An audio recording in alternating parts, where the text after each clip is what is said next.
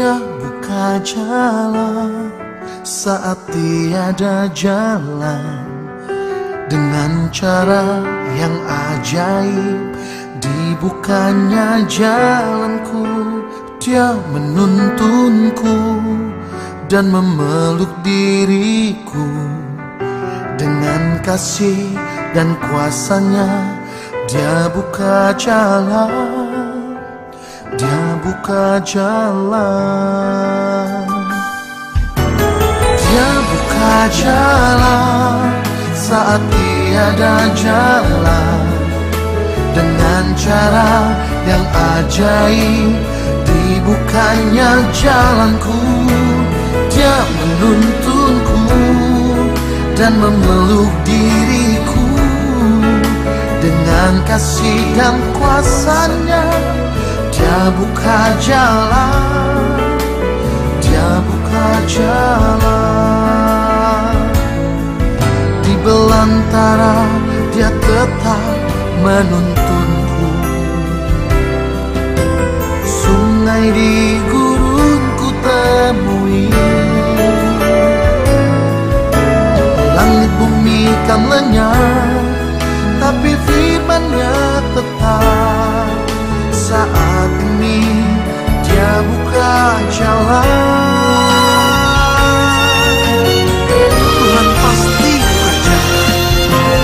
Dia buka jalan saat tiada jalan, dengan cara yang ajaib dibukanya jalanku.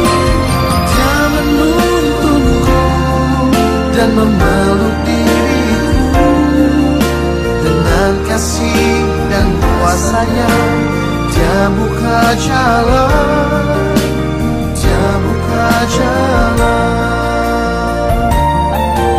Dengan kasih dan kuasanya Dia buka jalan, Dia buka jalan.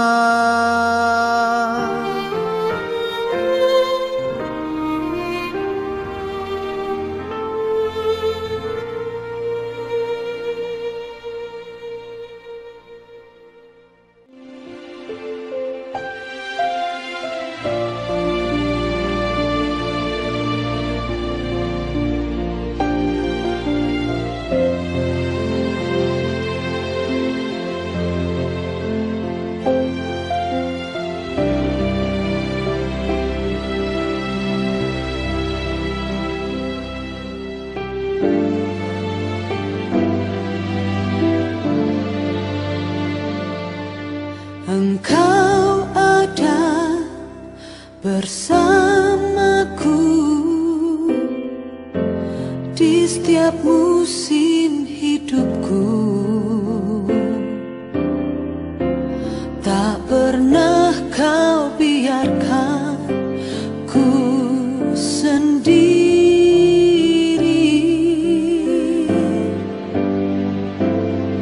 Kekuatan di jiwaku adalah bersamamu.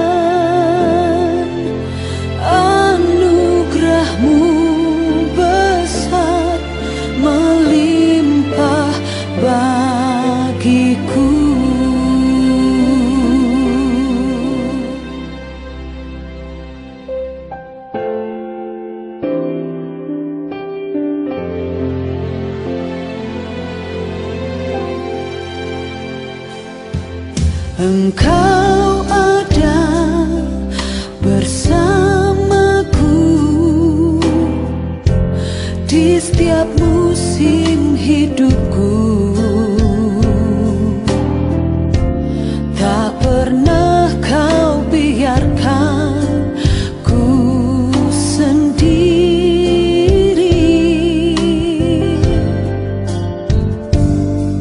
Kekuatan di jiwaku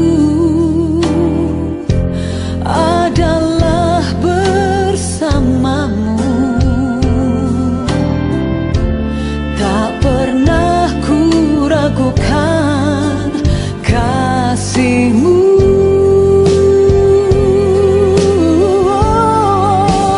Bersamamu Bapa,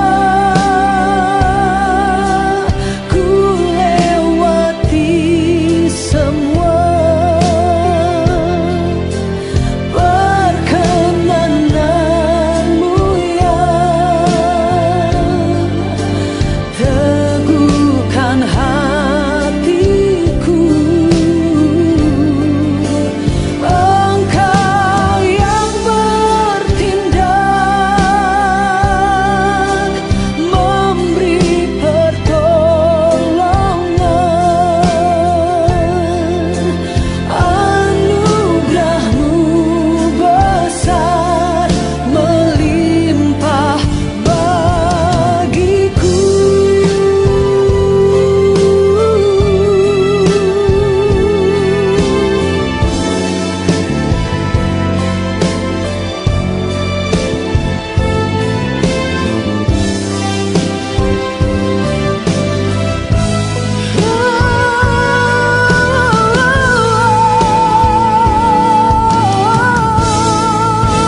Bersamamu Bapa, ku lewati semua. Perkenanan-Mu yang teguhkan hatiku. Engkau yang bertindak, memberi pertolongan.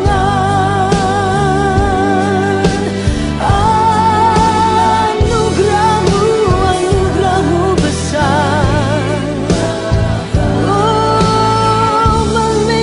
melimpah bagiku. Anugerah-Mu besar, anugerah-Mu Tuhan, anugerah-Mu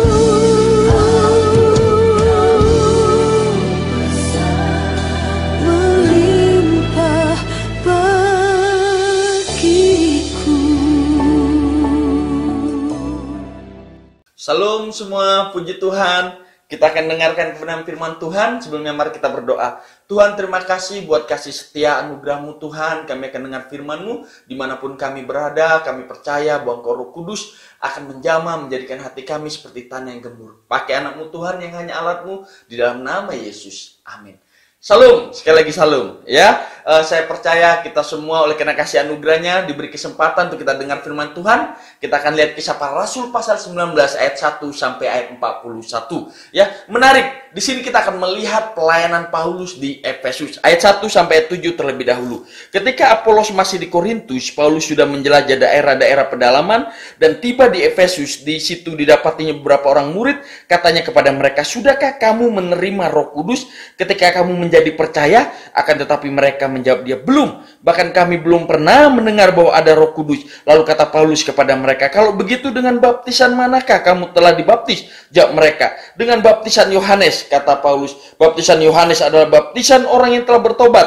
dan ia berkata kepada orang banyak bahwa mereka harus percaya kepada dia yang datang kemudian daripadanya, yaitu Yesus. Ketika mereka mendengar hal itu, mereka memberi diri, mereka dibaptis dalam nama Tuhan Yesus. Dan ketika Paulus menumpangkan tangan di atas mereka, turunan Roh Kudus ke atas mereka, dan mulai mereka berkata-kata dalam bahasa roh dan bernubuat. Jumlah mereka adalah kira-kira 12 orang. Jadi dikatakan ada 12 orang di sini yang ditanyai oleh Rasul Paulus. Yang menarik, kenapa menarik? Saya katakan bahwa kembalinya Rasul Paulus di Efesus ini salah satu dia menepati janjinya. Kenapa? Karena di perjalanan pertama di pasal 18 dikatakan bahwa kalau Tuhan menghendaki dia akan kembali. Itu ada di pasal 18 ayat 21. Dan bukti bahwa Tuhan menghendaki dia kembali ke Efesus, bahwa di pasal 19 ini kita lihat dia berbicara, dia datang di Efesus dan dia bertanya kepada beberapa murid. Sangat menarik. Kenapa saya menarik? Saya katakan di sini ya,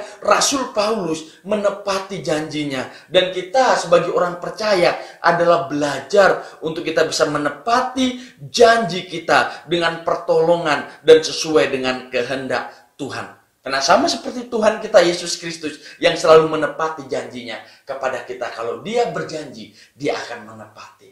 Dan kita sebagai anak-anaknya, mari kita belajar untuk kita menepati janji kita. Makanya sebelum kita berjanji, kita harus berhati-hati.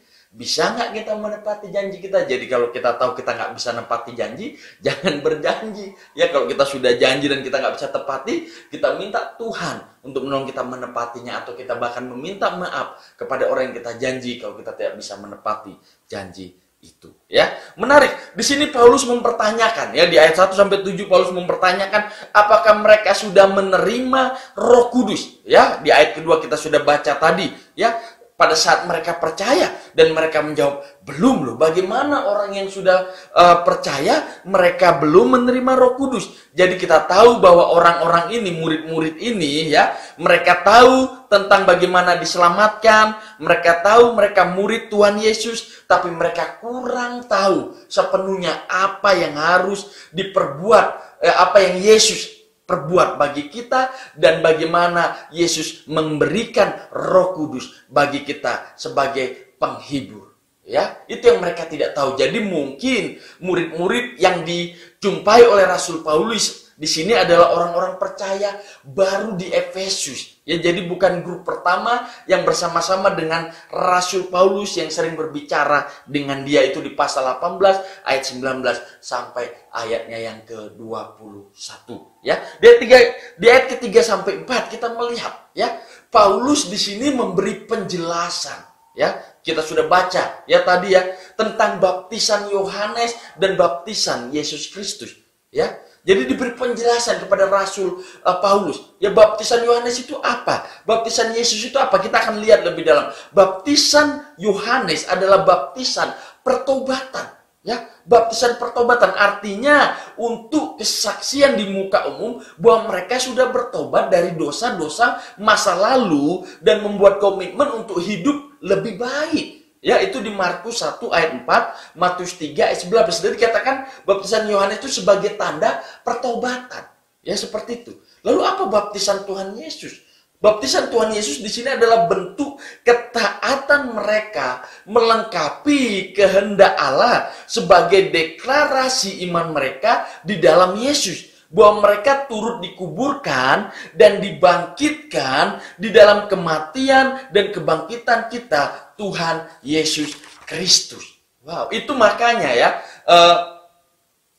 orang yang percaya ya harus paham tentang baptisan ini.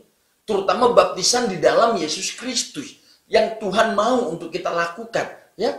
Jadi sekali lagi bahwa kita dibaptis bukan untuk diselamatkan. Ini pemahaman yang harus kita betul-betul pahami sebagai orang percaya.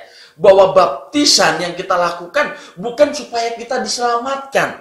Lalu Kak, apa itu baptisan? Untuk apa kita lakukan? Baptisan yang kita lakukan karena kita sudah diselamatkan. Karena iman percaya kita di dalam Yesus Kristus. Jadi waktu kita dibaptis, itu bentuk ketaatan kita. Deklarasi di dalam iman, ya, kita dibaptis dalam nama Bapa, Putra, dan Roh Kudus. Sebagai deklarasi kita semua sebagai orang percaya bahwa kita sudah mati dan bangkit bersama-sama dengan Yesus. Itulah baptisan di dalam Yesus Kristus.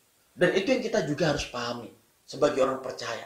Pada saat kita dibaptis, kita tahu makna baptisan itu apa. Ya, dan di ayat 5 kita sudah baca tadi barusan, akhirnya apa? Mereka menyerahkan diri mereka untuk dibaptis. Ya, menarik sekali. Kenapa? Karena akhirnya mereka dibaptis. Karena katakan jelas, apakah kamu sudah dibaptis? Sudah. Dengan baptisan apa? Dengan baptisan Yohanes.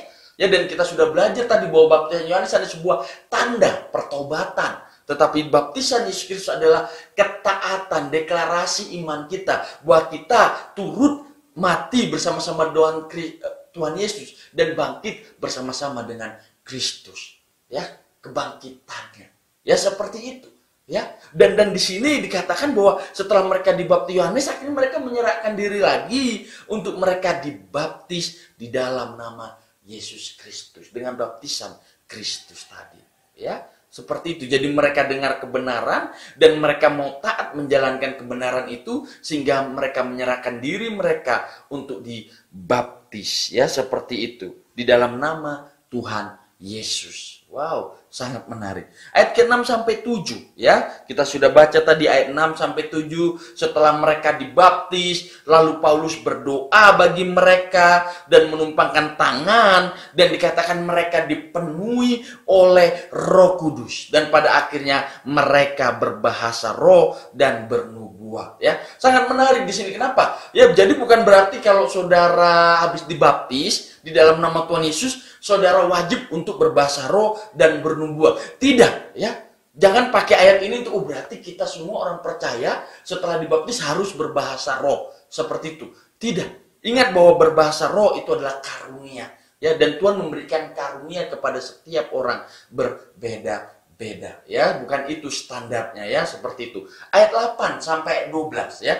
Ayat 8 sampai yang ke-12 di sini kita melihat Paulus terus memberitakan Injil Tuhan dengan berani ya. Dia mengajar di rumah ibadat. Kita akan lihat ayat 8 sampai yang ke-12.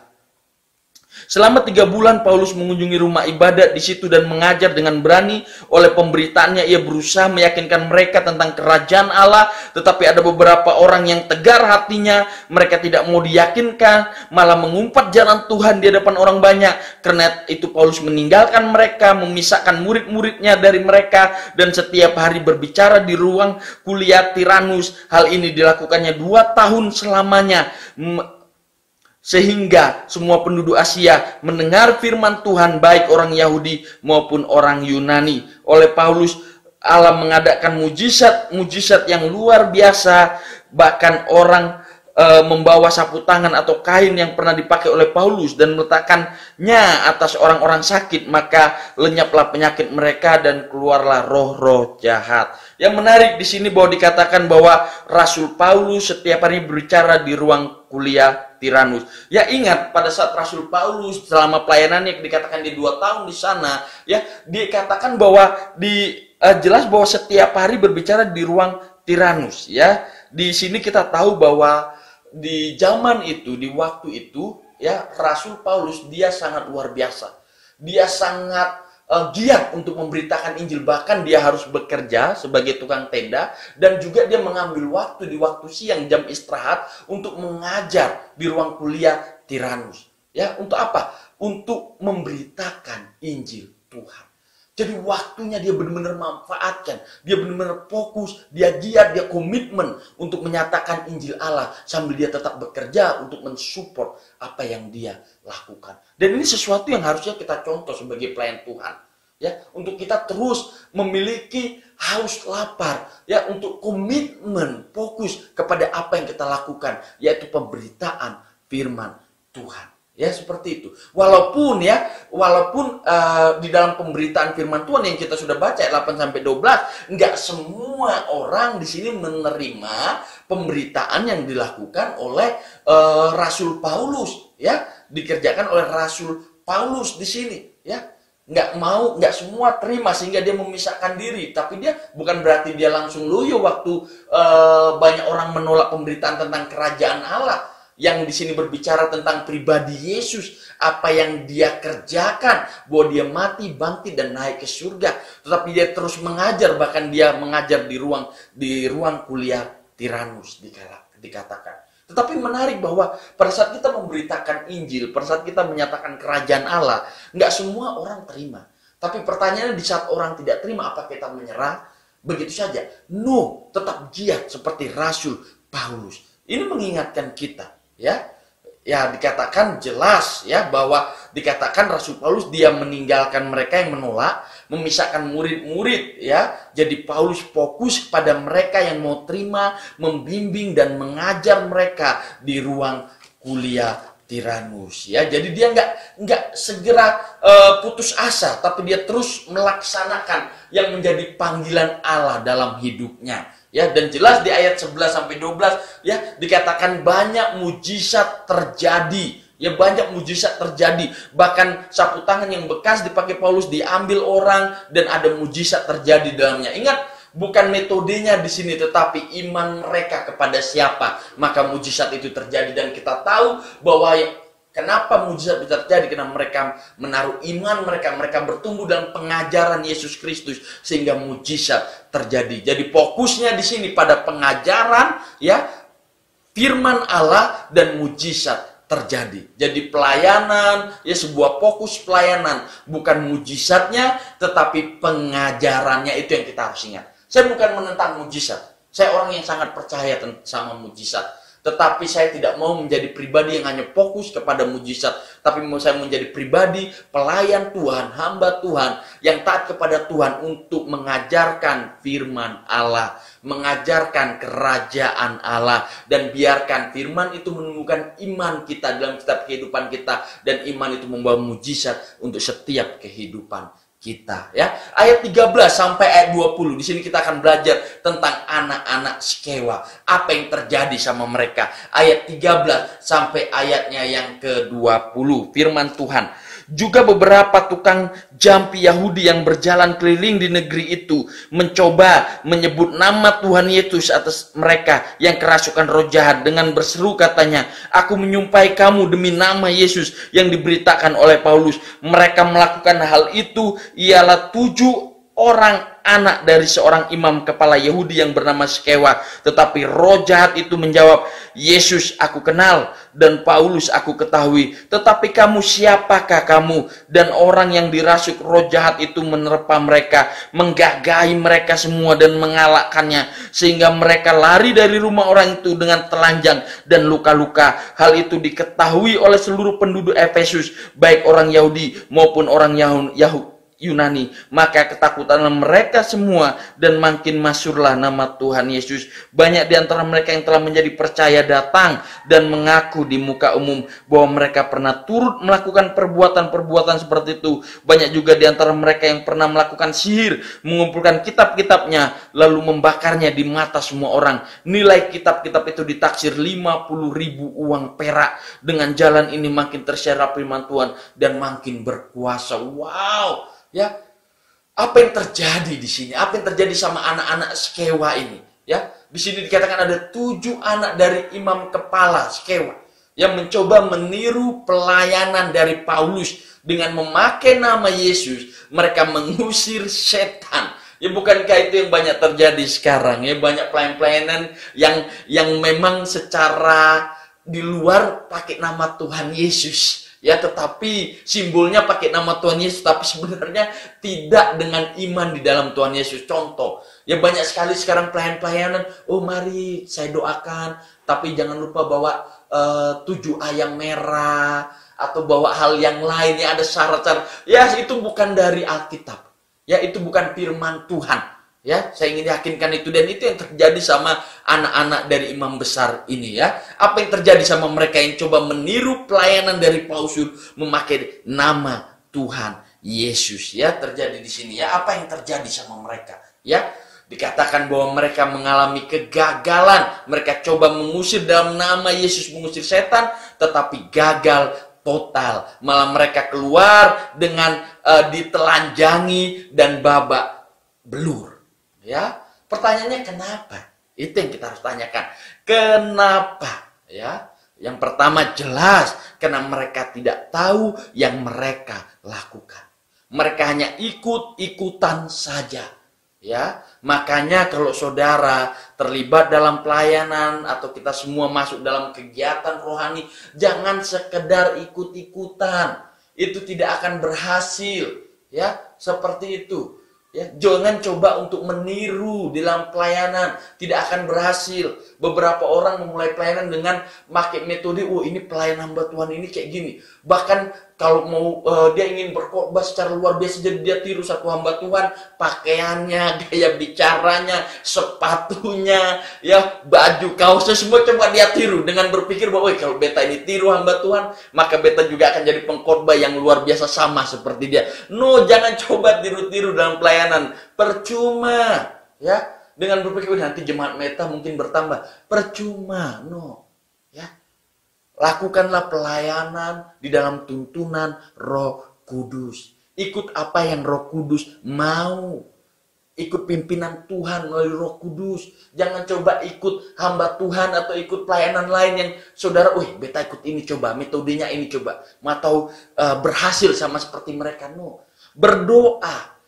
Apa yang Tuhan mau untuk dilakukan dalam sebuah pelayanan. Ikuti pimpinan Tuhan. Maka ada keberhasilan yang luar biasa. Ya, yang kedua, kenapa mereka gagal? Karena mereka bahkan nggak tahu arti nama Yesus. Mereka hanya ikut apa yang Paulus lakukan, tapi mereka nggak tahu artinya bagi mereka dalam nama Yesus itu apa. Ya, mereka tidak percaya pada Yesus, walaupun coba pelayanan pakai nama Yesus, tapi mereka tidak percaya secara pribadi. Ya, di dalam nama Yesus.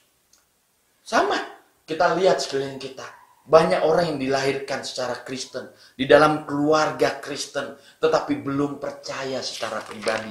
Ya, mereka ke gereja secara rutinitas. Ya, mereka tahu Tuhan Yesus itu siapa. Ya, mereka tahu Roh Kudus itu siapa. Tetapi mereka tidak pernah menerima dia secara pribadi. Tidak pernah menikmati apa yang dia lakukan secara pribadi dalam kehidupan kita secara pribadi.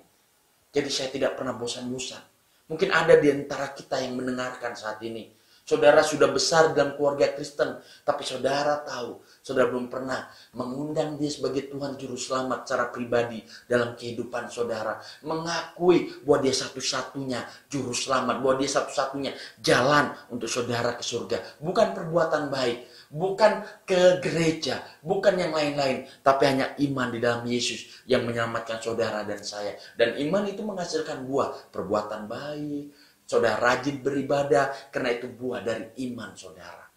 Ya, karena banyak sekarang dibalik berbuat baik untuk diselamatkan. No, bukan itu.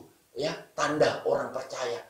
Orang percaya tandanya dia berbuat baik karena dia tahu sudah diselamatkan. Bukan dia berbuat baik untuk diselamatkan. Ya, jadi di sini kita lihat ya dari kejadian ini ya banyak yang datang menyerahkan, dikatakan kitab sihir mereka ya dibakar ya, dikatakan bahwa kalau dihitung-hitung ya kitab yang dibakar tadi dikatakan bahwa saking banyaknya ya ditaksir 50.000 uang perak. Jadi 50.000 uang perak. Ya, beberapa penafsir ya kalau ditotalkan sekarang itu katanya sekitar 1 juta atau 5 juta dolar diperkirakan sekarang.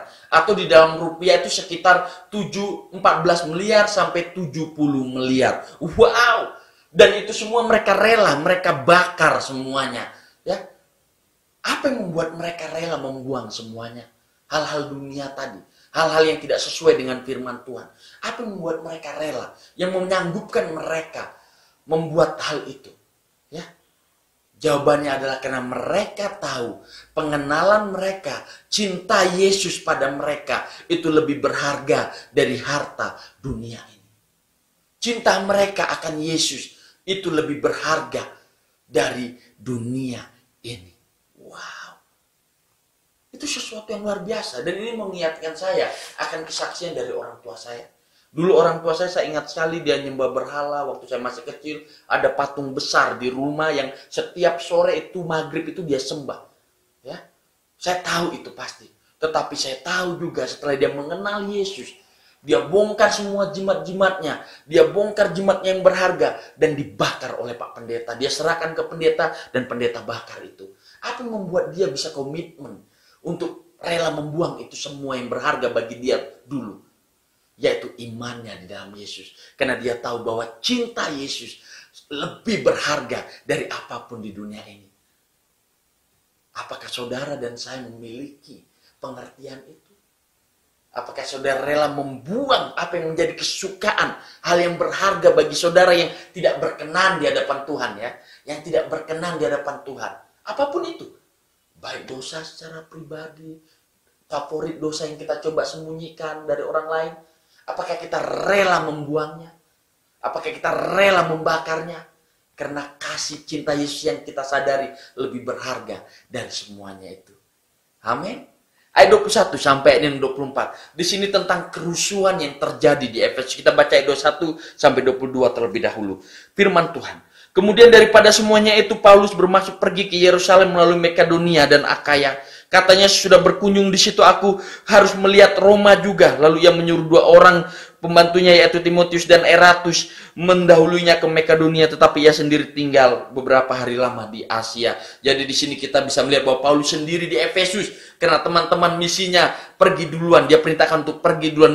Paulus mengutus mereka, ya, oleh bimbingan dari Roh Kudus. Ya, ayat 23 sampai 28.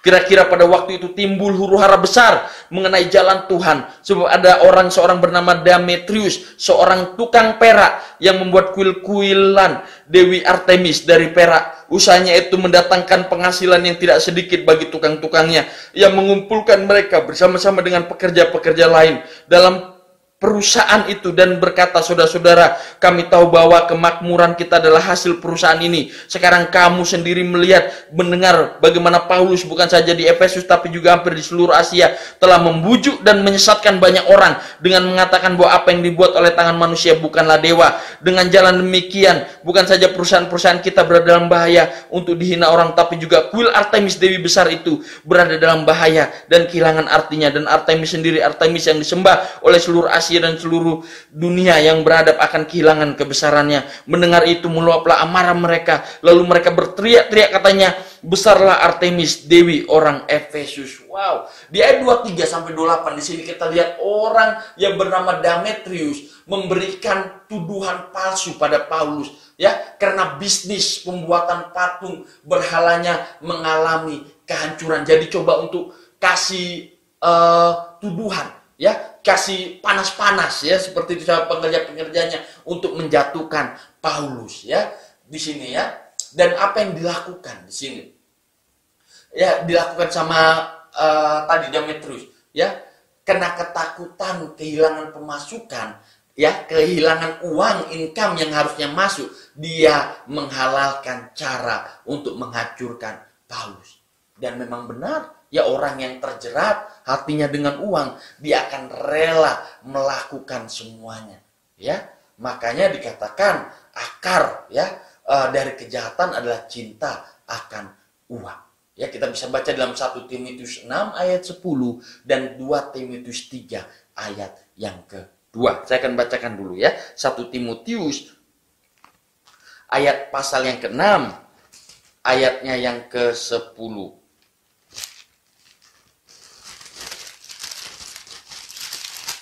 Firman Tuhan, karena akar segala kejahatan ialah cinta uang. Jadi akar segala kejahatan adalah cinta uang. Dan 2 Timotius 3 ayat kedua juga mengatakan hal yang sama. Jadi hati-hati, ya.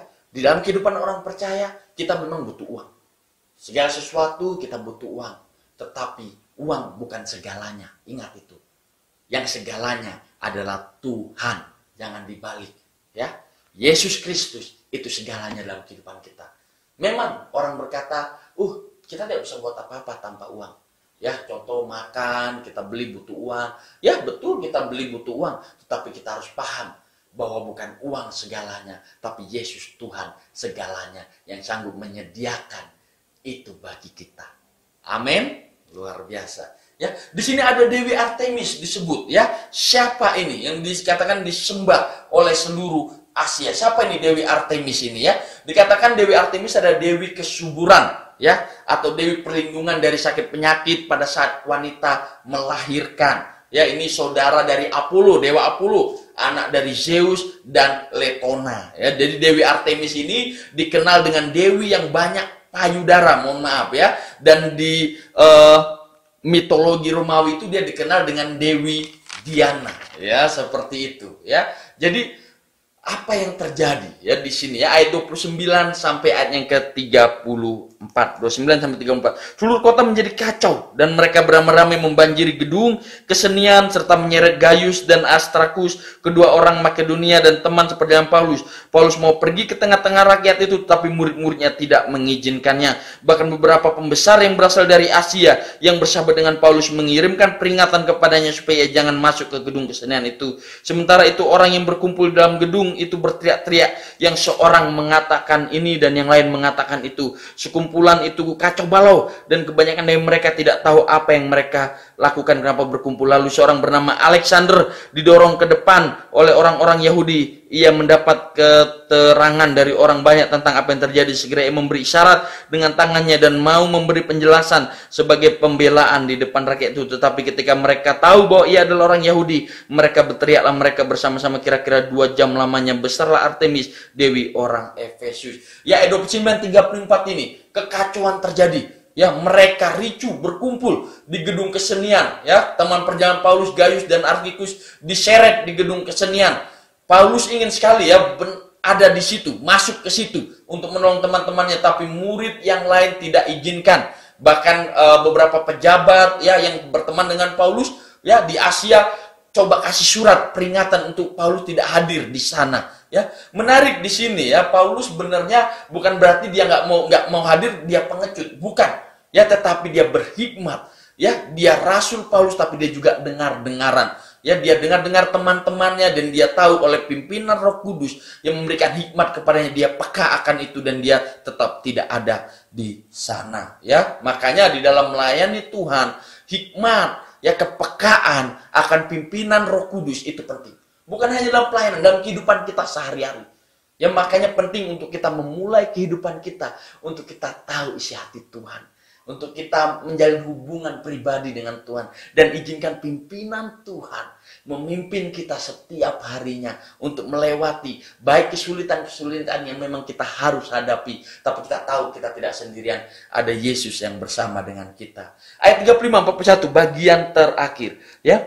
Akan tetapi penitra kota menenangkan orang banyak itu dan berkata, hai orang Efesus, siapakah di dunia ini yang tidak tahu bahwa kota Efesuslah yang memelihara baik kuil Dewi Artemis yang maha besar maupun patungnya yang turun dari langit. Hal itu tidak dapat dibantah. Karena itu hendaklah kamu tenang dan janganlah terburu-buru bertindak, sebab kamu telah membawa orang-orang ini ke sini walaupun mereka tidak merampok kuil Dewi kita dan tidak menghujat namanya. Jadi jika Damertius dan tukang-tukangnya ada pengaduan terhadap seseorang, bukankah ada sidang pengadilan dan ada gubernur? Jadi hendaklah kedua belah pihak mengajukan dakwaannya ke situ, dan jika ada sesuatu yang lain yang kamu kehendaki, baiklah kehendakmu itu diselesaikan dalam sidang rakyat yang sah, sebab kita berada dalam bahaya akan dituduh bahwa kita menimbulkan huru-hara pada hari ini, karena tidak ada alasan yang dapat kita kemukakan untuk membenarkan kumpulan kacau balau ini, dan dengan kata-kata itu membubarkan kumpulan rakyat itu. Jadi ada kumpulan kacau balau ya, karena memang bahkan dikatakan tadi awalnya bahwa ada yang berkumpul di situ bahkan nggak tahu kenapa mereka berkumpul,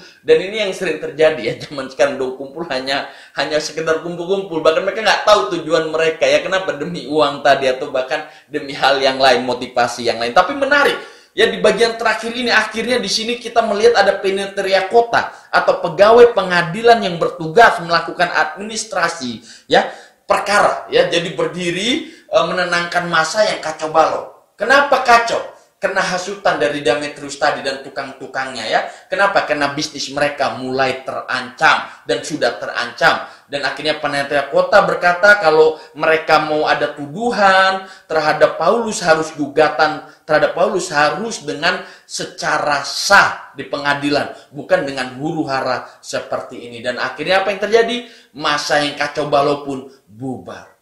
Ya. Tapi hal yang menarik yang saya lihat di sini ya, mereka sangat giat dalam penyembahan berhala mereka. Ya, mereka orang yang terikat oleh setan dan mereka tidak sadar hanya pribadi Kristus yang diberitakan Rasul Paulus yang bisa membebaskan mereka. Mereka tidak tahu Tuhan yang mereka sembah adalah patung buatan manusia yang walaupun ngakunya turun dari langit. Di ayat 35 tadi dikatakan turun dari langit. Ya padahal jelas itu buatan dari manusia, ya. Demetrius dan teman-temannya dikatakan tadi, ya. Tetapi jelas, ya, di sini bahwa pentingnya, ya, bahwa mereka harus tahu bahwa sebenarnya mereka sedang dijerat oleh iblis, ya, bahwa yang mereka sembah sebenarnya bukanlah Allah, yang mereka sembah berhala. Ya, di Mazmur 135 ini sangat penting, kita akan lihat dulu sedikit. Mazmur 135 ayatnya yang ke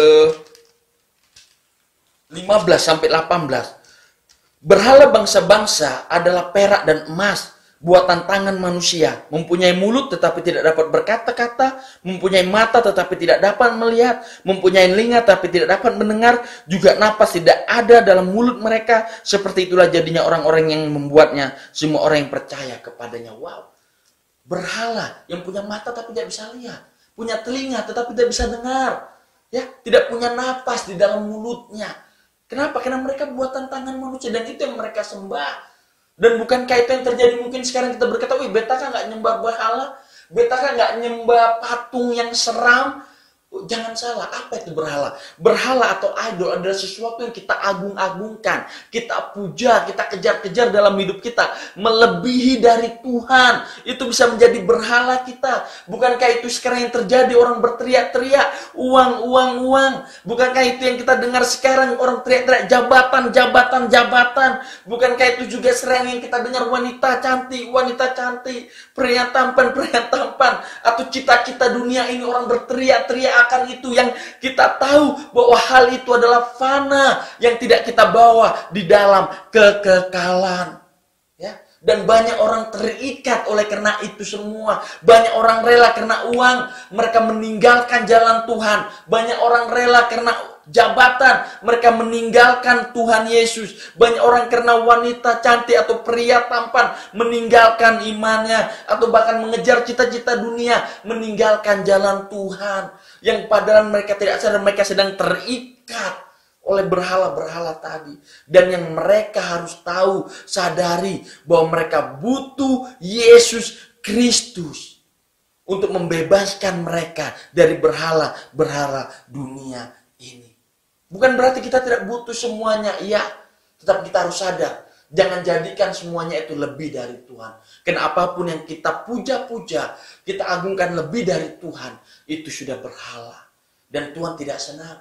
Ingat, Allah kita adalah pencemburu. Tuhan mau kita hanya memuji, menyembah Dia saja, tidak yang lain. Jadi kita cek hati kita, saudara dan saya secara pribadi. Apa yang mengikat kita lebih dari Tuhan?